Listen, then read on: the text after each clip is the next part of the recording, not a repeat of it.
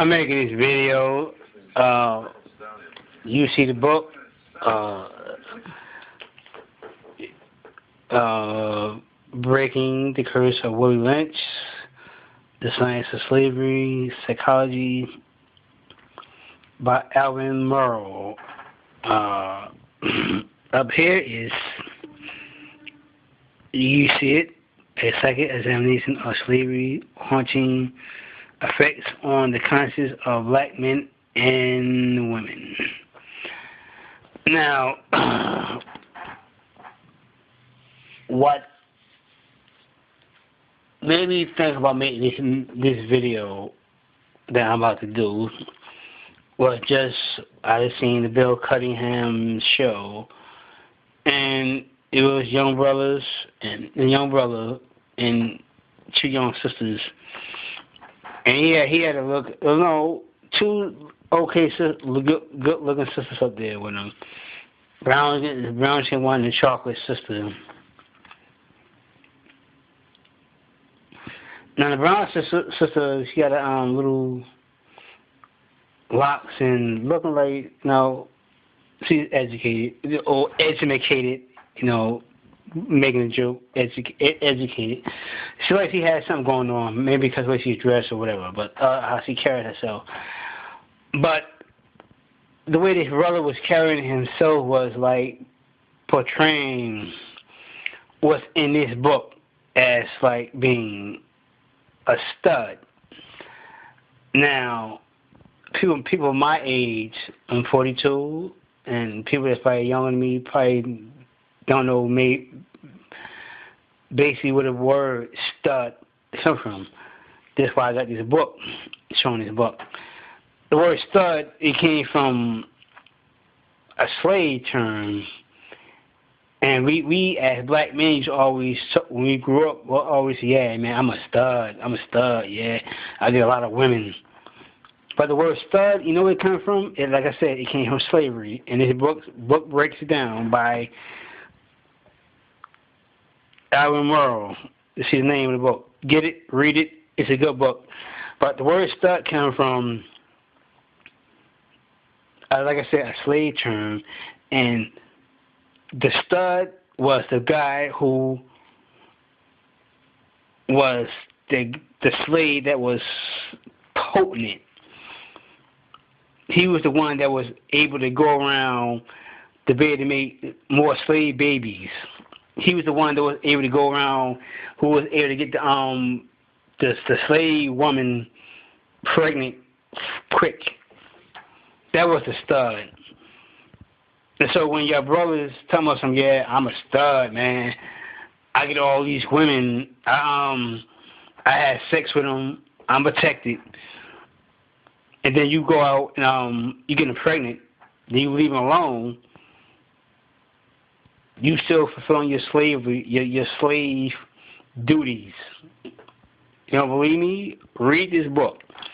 Now I know people keep trying to say the Willie Lynch letter was fake or it was made up. But you know what? You read the Willie Lynch letter and you read this book and you see how the breakdown is. If it's fake, then somebody must have really sat and studied our neighborhoods and as far as that letter. And study our neighborhood, it's not fake. Because according to that letter, it's exactly portraying what we do in the black community. It is. It talks about even also about how you can make a pig wallow in mud and in the dirt, and that portrays like the ghetto mindset also. What I mean by that, as in wallowing in dirt and all that. How many times have you seen a person can be 5 feet from a garbage can, but throw it on the ground? You wallow in dirt. Who wants to I get disgusted when I come out when I come home or come out the house and I seen the garbage trucks. They're gonna pick the garbage up, but they're so dirty a job that they have trash like oh, excuse me, I'm talking too fast. I talk too fast sometimes. They took the garbage, dumped in the garbage trucks, but so they done did it a dirty job that the garbage had been spread over the neighborhood. That looked tacky to me, but I remember now it looked tacky, but I remember growing up in the hood. You know how we recognize when we was in the black section and the white section from the dirt on the ground. I mean, on the street. Because when you start getting to the white neighborhoods, it was no railroads crossing for us. And somewhat it was, but in the majority it was when you start seeing the neighborhood clean. When the ground started getting clean outside, we knew we was in White Boy Roy and Jill neighborhood. When you started seeing dirt on the ground, and I'm from Jersey, like I always say, we started we know that we was home. And when we was in White Boy neighborhood, we had to be on our P's and Q's, even though we wasn't doing anything wrong. You know, you can't do this and that. Don't spit on the ground. Don't throw anything on the ground. You throw dirt on the ground, a paper, like you eat a candy bar, and the wrapper, don't throw it on the ground. Keep it in your pocket, because the cops are always watching you, because we black. But you know what? We were so on our P's and Q's that we were stressful. But when we start getting back, we start seeing dirt on the ground. We knew we was in black neighborhood. And that's saying something. That should be saying something to y'all. And like I said, I seen on the Bill Cunningham show. What was going on that show was saying something to me. I don't know her, who she was, but according to what I've seen and how she acted, it seemed like she was okay. But it brought me back to this book, what I'm showing y'all, about how us not all brothers, but a lot of our brothers, it's like we got this mindset as if go out there and just have sex freely with all these women, have all these babies, and not care. Because that's how we did in slavery. And a lot of people still got that slave mentality of making babies and not taking care of them. Slavery been over for a good while. And people think because of over Lincoln, but no, it's way after Lincoln. That's why I need to get what's name. This tape was on I seen on PBS. Slavery by another name. Slavery by another name. You can even type it in on here on YouTube and pick it up. You can see it. I wrote a book, but on PBS they showed a documentary when the slavery really ended. 1903. That's why people, brothers and sisters, would run up from the South in droves in the 1900s, because they were still, even though Lincoln freed the slaves, they still was putting brothers in slavery by other ways, by saying that, oh, you stole from me, or you owe me money, and you couldn't prove it because you were black, or so, according to them, you was a nigger. So they put you backpack on their property to work for them for free. Look it up, but I'm making this video because, like I said, I seen a Bill Cunningham show about our brothers, and it's still going on. There's a younger brother You know, and we need to get out that mindset of basically what this like pussy's the end of all means, man.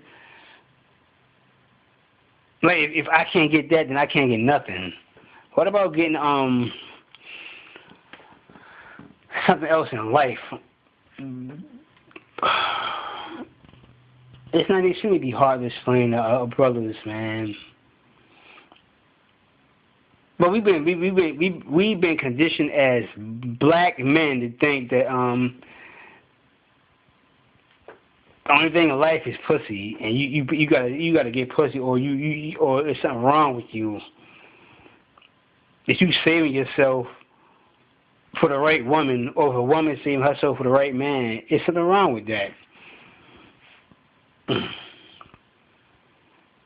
Why is that? With our people, it's like if you're 12 years old and you still a virgin, then you gay, or something wrong with you, or that's weird. Brothers, in some sense, and with some women, I can see why they are the way they are. Now, not taking up for women that's fucking up, no. But I'm taking up for women that's right and men that's right. We gotta put men on blast like we put women on blast also.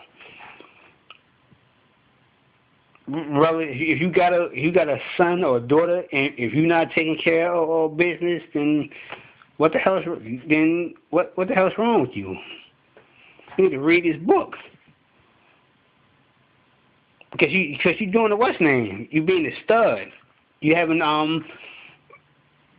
babies and the slave mentality and not taking care of them. But I'm not directed to guys that want to be with these kids and their baby mama's not letting them. You need to put some money to the side and get a lawyer. But this is the brothers that what's name that fit this psychology, that fit this mindset, that fit the I'm a stud and I'm gonna just go out there and just have babies and I'm protecting sex willingly, knowing sex with man and women produces child.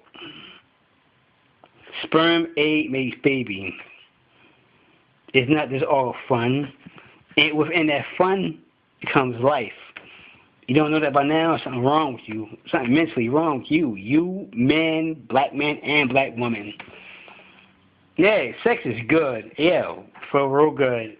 You make all the noise you want to make. But at the end of the day, it makes life. You don't know that by now? Look outside your window. Cats, dogs, birds, ants, you name it. Sex makes life. Why don't you get that? Because you don't give a fuck about nothing? Excuse my language, but sex produces life. That's how God made it. Whatever. Your penis, vagina, life. Penis, vagina, fun. But you know what? It's also life. It feels good, but you know what? Life comes after that. Read this book. This is a good book. Black man, stop trying to be a stud. The stud is not how you supposed to be intended to be. This country has changed our people, and you should know that by now. Come on, man. Read your history. Read up on who the hell you were as a people. And I'm not going to say, we all kings and queens, because you know what? We all wasn't from kings and queens, because somebody had to do the work. But you know what? We wasn't all studs either, that we made babies with women and just left them alone. Worry? No.